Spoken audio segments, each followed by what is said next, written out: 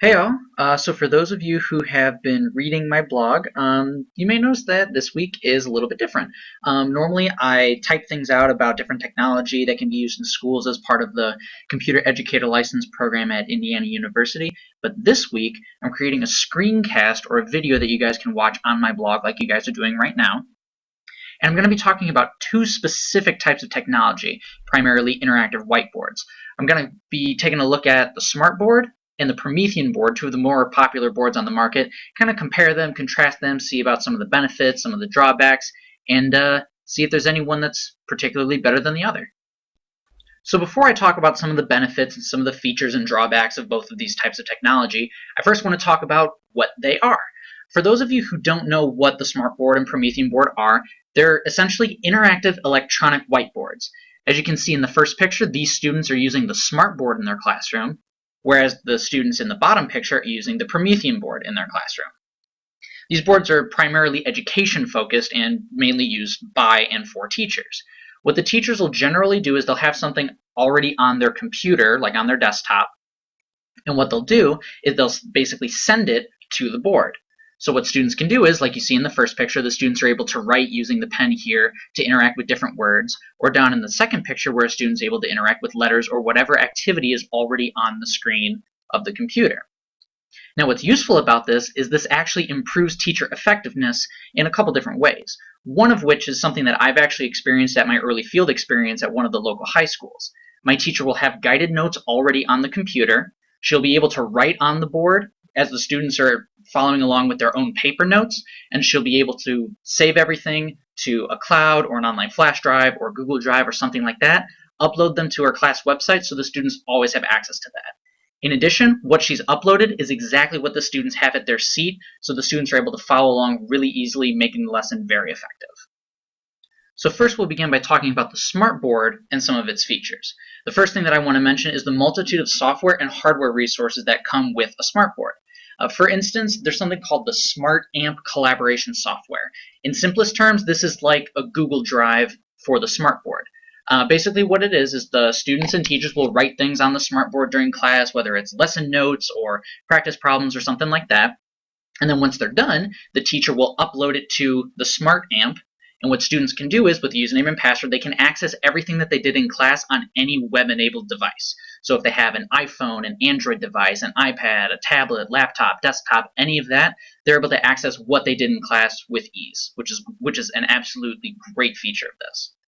The second thing is Smart Notebook collaboration software. Now this gives teachers access to something called the Smart Exchange, which we'll talk about in just a little bit.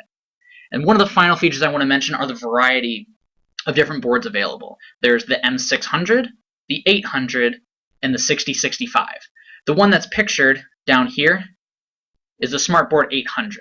And generally in the School of Education at Indiana University, these seem to be the ones that are in the classrooms. And depending on what teachers want in their classrooms, they range in price as well as functionality. The next feature that I want to talk about is called the Smart Exchange. Essentially, this is a collaboration tool mainly geared towards teachers. As you can see in this picture here, this is taken directly from the SMART website, and it has different tabs based on what teachers want to do. So they can either search for a lesson right here, which I'll talk about in a minute. They can share a resource if they want to share a lesson that they've created, or they can find something that is specific for a certain standard that they're trying to meet. What I did, just as an example, was I went over to the search area, and I searched for mathematics, because I'm going for math education, as well as the computer educator license. And I wanted to find something for sophomores to grade 10. And the final thing here is I just wanted lessons from the United States just to see what everyone else in the country is able to come up with. And what I was able to find was different activities based on different games. So this first one, for example, was whack-a-mole. And in the description it says that students can throw a koosh ball at the moles to open up a question. And then when students open up that question, it'll ask, they'll answer, and then once they get it right, they'll be able to move along. The second activity is Jeopardy, just as a review game. And then the third one here is Connect 4, again, as a review game. So this is just a sample of what you can find using Smart Exchange. Now even though the SMARTBoard has all those great features, it does have some drawbacks. The first one, which I think is probably the most important, or at least one of the most important, is the low responsiveness. Now, what I mean by that is, at least in my experience at my old high school and even some of the ones at Indiana University and some of those classes, even though we calibrate them and we try and be really careful with it by not pressing too hard or not pressing too soft, it doesn't seem to pick up touch and motion very well. Even though it says that on the website, again, in my experience, it really hasn't shown to be that. Sometimes we do have to press really hard. Sometimes we have to be really, really soft. Sometimes, even after we recalibrate it, the points are off. So this is one drawback that if one is to consider getting a SMARTBoard for his or her classroom, that's just something to keep in mind. In addition, these products can be extremely expensive to buy and install, and as you can see, it can range from $2,700 to $3,000 in some cases, unfortunately. So if a teacher or a department wants to get a SMARTBoard for the classroom or a set of classrooms, this definitely has to be kept in mind if they're wanting to do this. So that's it for the SMARTBoard. Now we're going to move over to the Promethean board and talk about some of the features and benefits that it has. So I'll first start off with some free resources that you get with the Promethean board. Just like the SMARTBoard had Smart Exchange, Promethean board has something called Promethean Planet, where teachers can go and search for lessons in a very similar way to how the SMARTBoard was. And again, these are free lessons that they can find. They can find ones that are standard specific, ones that are just review games and activities, and they can also submit their own materials as well. One of the other features about a Promethean board is the data-driven formative assessment. One of the things that we've talked about in the class that I'm currently in the CEL program at IU, is talking about assessment and how to learn how we know our students are doing well.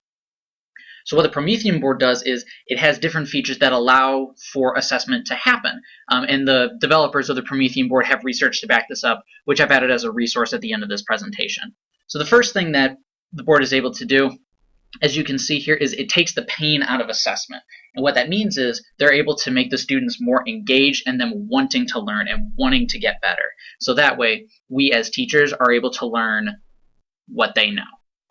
Additionally, the Promethean board allows students to get instant access to their results, which is fantastic because immediately students are able to know what they're good at, something that they need to improve on, and that also lets the teacher know as well, so that the teacher is able to create different assessments in the future to understand what students know and what they need to improve on.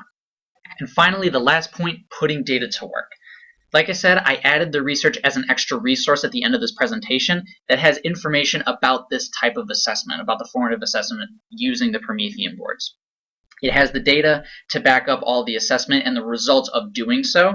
It's an interesting read. I definitely encourage you to check it out. A final feature of the Promethean board is probably one that's most applicable to me and my peers right now, because the class that we're all in focuses heavily on professional development and leading workshops and learning how to teach teachers how to use technology such as the Promethean board or the SMARTBoard. And one of the things that's good is that the Promethean board offers professional development workshops and resources. Now, on the website, in Promethean Planet and other resources on that site, there are additional resources for learning how to use the Promethean board. There are different free online training workshops and stuff like that. A second option is training by actual Promethean experts and developers. So what teachers can do is they can reserve sessions for a Promethean employee, basically, to come in and teach teachers how to use this. And finally, if there's no one that can come in, there are also different training academies around the country that also help teachers learn how to use Promethean board and how to use more of the intricate details and features. Again, as with the SMARTBoard, even though the Promethean board has so many great features, it has some drawbacks. First and foremost, just like the SMARTBoard, they can be expensive to buy and install. In some cases, they can be over $2,000. So if a teacher wants to install that in his or her classroom, or a department is talking about that, the price definitely has to be something to consider. Additionally, something that I thought was interesting when I was researching this was the older models of the Promethean board can only be operated by pen. And what that means is it comes with a pen that you can use to write on the board. And apparently the older models have to use that. And I thought this was strange because the one that I've used in my field experience can use the pen or your finger. So in case you don't know where the pen is, you can always write with your finger as a backup. So if you have an older model, and that's the only one that's available, and you lose the pen, then you're out of luck, which is unfortunate. So that's, again, another drawback. So what have we done today? We've taken a look at the SMARTBoard, we've taken a look at the Promethean board. We've seen some of the features of both, and we've seen some of the drawbacks of both. So which one, if either, is better? Well, after some deep thought and really heavy consideration on this, because both of them are absolutely fantastic tools when they both work, My pick is the Promethean Board. Now, the main reason why I picked this is actually going back to one of the very first drawbacks that I said about the SMARTBoard, which was the low responsiveness. Anytime I've ever used a SMARTBoard, whether at my old high school or here at IU, it's always been fidgety, it hasn't been very responsive, the points are off, and sometimes I have to press really hard, sometimes I have to press really soft, and it's not very consistent. Whereas the Promethean board, every time I've used that during my field experience, has been absolutely flawless. So even though they have very similar benefits, very similar drawbacks, even very similar prices, I feel like the SMARTBoard not being very responsive is just not a good enough reason to pick it better than the Promethean board. And that's why in the tech resource battle between the Promethean board and the SMARTBoard, I picked the Promethean board as the winner. Thank you so very much for watching this screencast on the Promethean board and the SMARTBoard. It's really, really great that you're wanting to learn more about different types of technology, not only just to learn what they are, but also how they can be used in schools. Again, I really appreciate that you took the time out to watch this, and it's great that you're here. These are the resources for all of the images in my presentation, and like I promised, this resource right here, that's more of the research for the Promethean board about the data-driven formative assessment. So if you have been, thanks for watching, and I'll see you next time.